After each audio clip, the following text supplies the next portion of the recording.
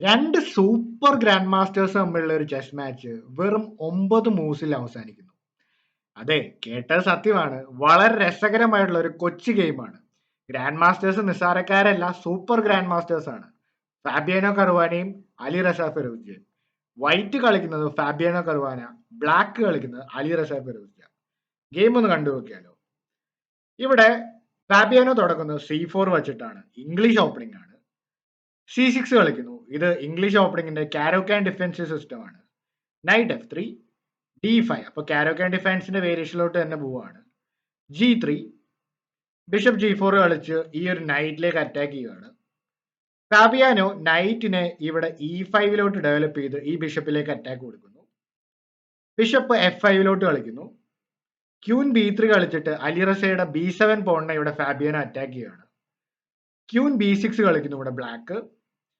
ഇവിടെ വൈറ്റ് ആയി കളിക്കുന്ന ഫാബിയാനോ കളിക്കുന്നത് പോൺ വെച്ച് പോണിനെ എടുക്കുന്നു. ഇവിടെ ഇപ്പൊ നേരിട്ട് ഈ പോണിനെ ഇവിടെ റീക്യാപ്ചർ ചെയ്ത് കഴിഞ്ഞാൽ ക്യൂൻ വെച്ച് തിരികെ വെട്ടിയെടുക്കാവുന്നുള്ളൂ. ഇവിടെ നല്ലൊരു പൊസിഷൻ ഇവിടെ വൈറ്റിന് കിട്ടും. അപ്പൊ അതുകൊണ്ട് തന്നെ ഫോഴ്സ്ഫുള്ളി ഇവിടെ ക്യൂൻ വെച്ച് വെട്ടിയെടുക്കേണ്ടിയിരിക്കുന്നു. എക്സ്ചേഞ്ച് ചെയ്യുന്നു. ഇനി ബിഷപ്പിനെ E4ലോട്ട് കളിക്കുന്നു. അപ്പൊ അലിറസയ്ക്ക് എന്തുകൊണ്ട് നേരിട്ട് ഇങ്ങനെ എടുത്തുകൂടാ? ഇങ്ങനെ എടുത്തു കഴിഞ്ഞാൽ ഫാബിയാനോയ്ക്ക് വെറുതെ നൈറ്റ് C3 കളിച്ച് ഈ ഒരു പോണിനെ അറ്റാക്ക് ചെയ്യാം. ഇനി ഇതിനെ ഡിഫെൻഡ് ചെയ്യാൻ നോക്കിക്കഴിഞ്ഞാലോ നൈറ്റ് B5. ത്രെട്ട് എന്താണ്? ഇവിടെ ഒരു ഫോർക്ക് കൊടുത്ത് റൂക്കിലേക്കും കിങ്ങിലേക്കും കൊടുക്കുക. ഡിഫെൻഡ് ചെയ്യാൻ നോക്കിയാലോ റൂക്ക് വെച്ചാൽ നൈറ്റ് അങ്ങ് വെട്ടിയെടുത്താൽ മതി. വെട്ടിക്കഴിഞ്ഞാൽ നൈറ്റ് C7 ചെക്കില് ആ ഒരു റൂക്കും കിട്ടുന്നതാണ്. അപ്പൊ ഈ ഐഡിയാസ് എല്ലാം ഉണ്ട്. അതുകൊണ്ടാണ് ആ നൈറ്റിനെ ഡെവലപ്പ് ചെയ്യുന്നതിന് പകരം അത് തടയാൻ വേണ്ടിയിട്ട് ഈ ഒരു മൂവ് തടയാൻ വേണ്ടി ആദ്യം തന്നെ ബിഷപ്പിനെ E4 കളിച്ചിട്ട് ഓക്കെ ഇപ്പൊ പോണിലേക്കും അറ്റാക്ക് ചെയ്യുകയാണ്, റൂക്കിലേക്കും അറ്റാക്ക് ചെയ്യുകയാണ്. ഫാബിയാനോ വളരെ രസകരമായിട്ടുള്ള ഒരു കണ്ടിന്യൂഷൻ ആണ് ഇവിടെ കളിക്കുന്നത്.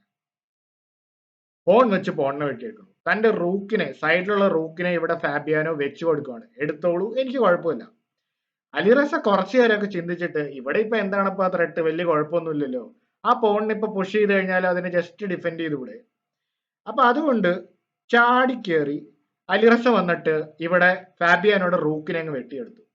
ഓക്കെ, അലിറസ നോക്കുമ്പോ എന്താണ് ഈ ഒരു പോണിനെ അങ്ങ് പുഷ് ചെയ്ത് കഴിഞ്ഞാലും നൈറ്റ് C6 കളിച്ചു കഴിഞ്ഞാൽ ഈ പോണിനെ പിടിക്കാലോ, എന്താ ഒരു കുഴപ്പമില്ലല്ലോ. പക്ഷെ ഇവിടെ അലിറസ മിസ് ചെയ്ത ഒരു മൂവ് ഉണ്ട്.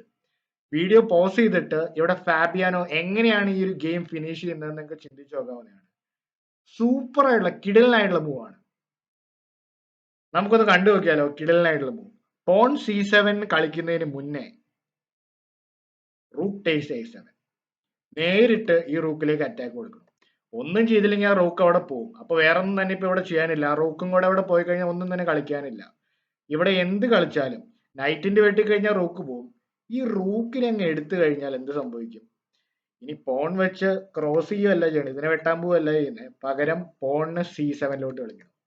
ഒന്ന് നൈറ്റിലേക്ക് അറ്റാക്ക് ചെയ്യണു, അടുത്ത മൂല്യ പ്രൊമോട്ട് ചെയ്യാൻ ഇത് ചെയ്തു.